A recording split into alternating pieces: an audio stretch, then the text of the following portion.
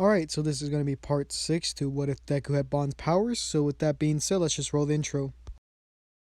Treat a bad bitch like she average. I'm a savage, little hoe, what you want do? I'm about cash if the raw fast. I'ma get that little nigga by any means. Alright, I would like to say first that this is pre-recorded, but I don't have internet, and this is the 24th when I'm recording this, and my internet was supposed to be fixed before, but hopefully it's going to be fixed on Wednesday because all the wiring in my house is okay. It's just, it has to do with something outside, with the kind of pole where the kind of wires are at or something. They had to call like a different part of the company up, and hopefully it'd be done on Wednesday or the 25th, and then I could upload this. So if I remember right, last time we just got done with the Stain fight, and I'm not sure if we talked about Deku actually healing Ida's brother or not, but let's say he does, right? He would have cut himself, right, and given the blood to Ida, and this would have helped his brother, right?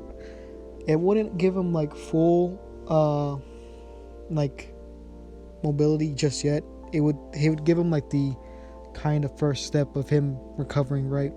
So he would be able to walk again, but after like maybe a few months of therapy, physical therapy, right? So in this one, we're not going to go over the movie just yet. In this one, we're actually going to go over the kind of heroes, the students versus teachers, right? So this part would be the part where All Might is kind of doing that kind of test for the kind of students to see what they learned, right? So they would have to they would have to have that race just how they do in the anime, right?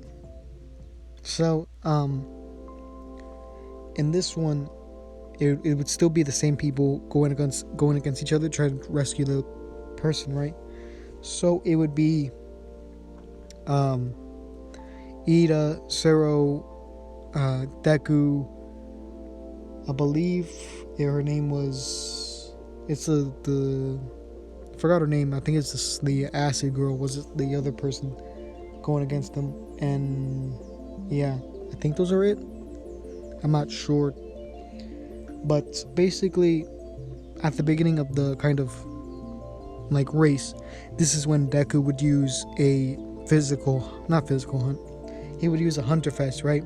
Stealing the energy of, or the physical strength of every living thing within 100 meters or 100 feet, I believe. So it's not as wide as I said. So he would use this, and he would use that kind of strength to run on the pipes, just how like Deku does. But I think in this one, he's a lot faster in his base form than Deku would be with his like all for one or one for all. And using, Hunter Fest, he's even stronger than that.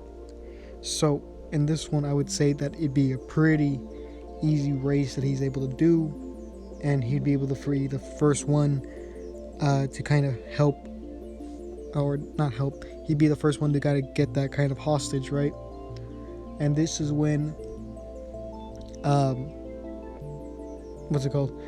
This is when All Might would kind of praise him for him doing well and how far he's come, because in this one he's gotten a lot stronger than he was from the beginning, and it's just kind of due to the nature of his quirk, how his muscle fibers are able to regenerate so fast, and he's able to become more durable every time he regenerates.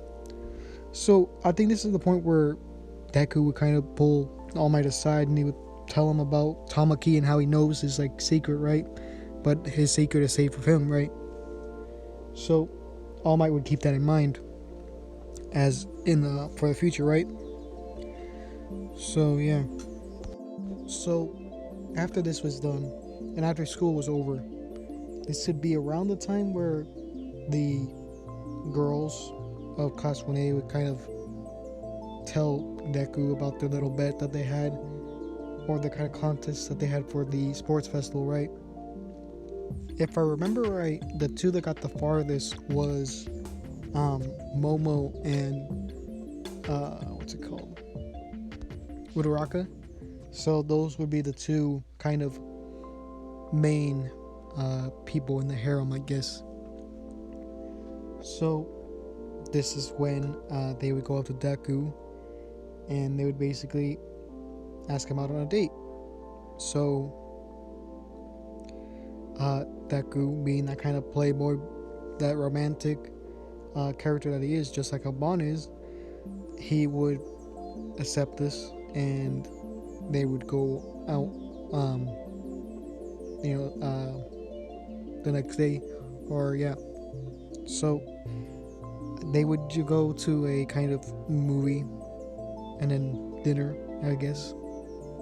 So in this one, I think that's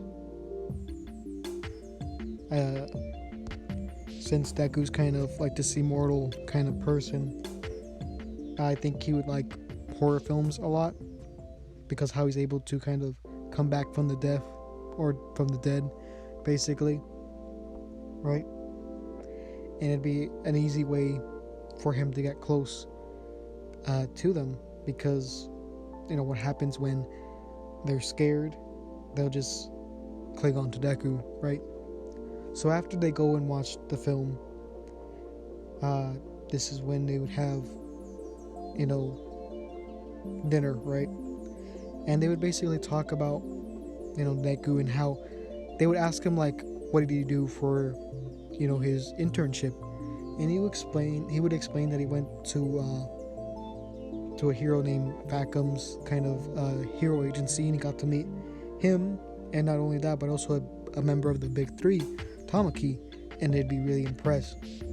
And then he would ask them what they did, and Uraraka was like, yeah, I did like some like what's it called, some like hand-to-hand combat. And Momo was kind of embarrassed because she didn't really do much. She only did like mostly commercials and things like that, so she would kind of say that to him, and Deku would kind of laugh, and at the same time he would kind of compliment her, saying like, well, at least she wasn't wrong, right? And talking about how like the heroine basically got her because she was cute, or cute looking.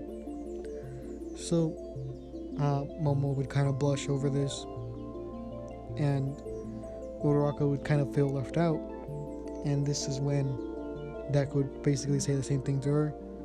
Like, he would say like, oh, I'm surprised she didn't pick you also, Uraraka. But there would still be that kind of feeling of being left out. So after this kind of went down, we would skip ahead to the kind of next day, where it would basically be the teachers versus the students, right? So it'd still be the same pairing as before, but the reasoning would be a little bit different. So they would still pair up Deku and Bakugo, but not for the same reasons that they do in the anime, where they only do it just because they kind of have that tension between them, because they really don't like each other too much, or at least Bakugo doesn't really like Deku in canon. But in this one, it's a little bit different. So the reason why they pair them up together is because Bakugo is still going through that kind of trauma that he's had since since he's been a little kid, and he saw what he did to Deku, and it's kind of, the imagery is kind of messed up, having someone's like face blown off, right? But he still has this kind of feeling that he could have killed someone, so that's why they're pairing the two together. So in this one, they would still fight All Might. So I think in this one, Bakugo would be more submissive in terms of taking like orders from Deku, or not really orders, but following the plan.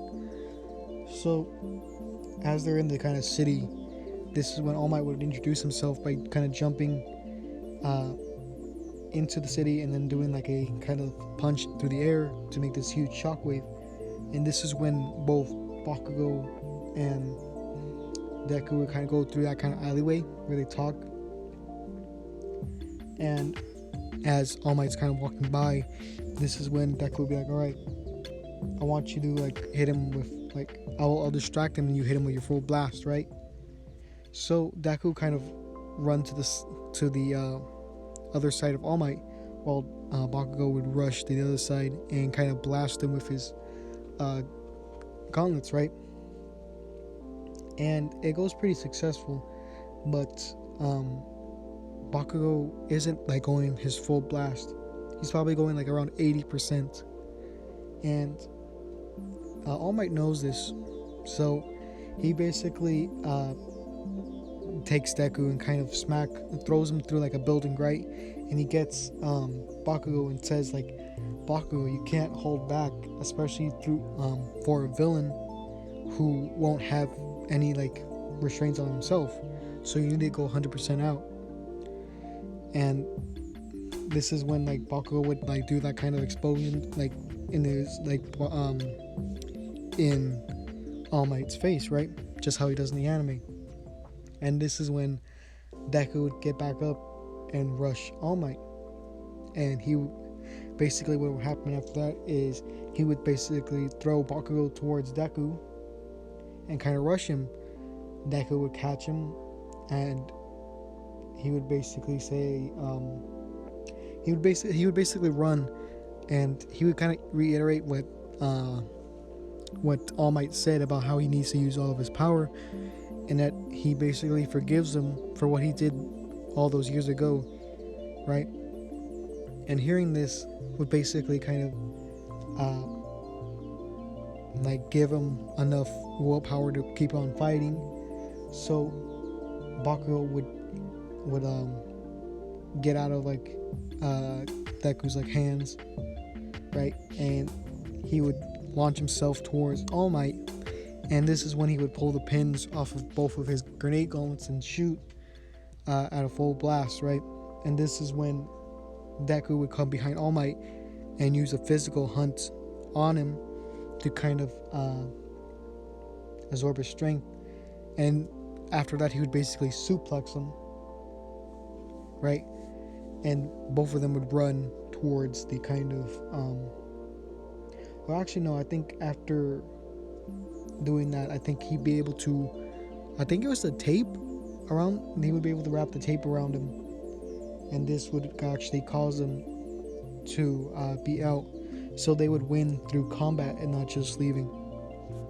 So after this would be done, the people that they're watching would be really surprised that they were able to, you know, win against All Might, and that'd be mostly the kind of girls from Class 1A, mostly, I believe, at this time.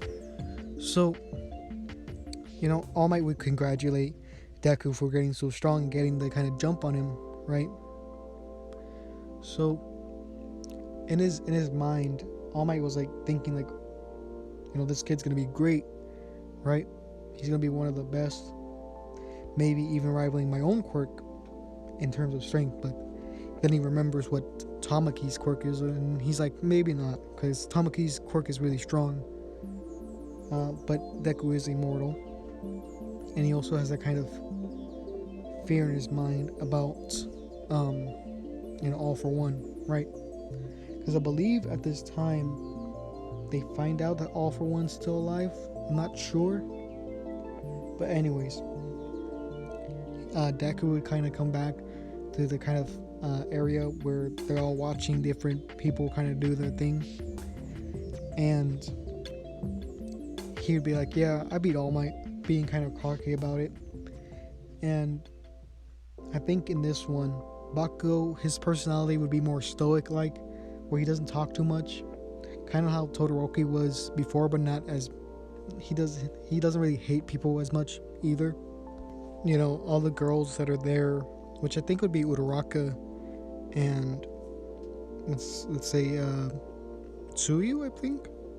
They would basically say like, oh, Deku, they wouldn't say Deku, but they would say, Izuku, you know, you did such a great job. kind of like praising him, right? And he'd be like, "Oh, it's nothing," right? So, I think I'll end it here. This video is gonna be a little bit shorter because I don't remember too much that happened during this kind of scene in the anime. Basically, what would happen is that, well, not. Why did I say that? Well, basically, I don't know. I don't remember too much that happens in this part of the anime, and most of the stuff I'm saving for the kind of movie. So that's what we're gonna do after this part. It's gonna go into the movie, and then yeah. So this is gonna be the end of the video. So yeah.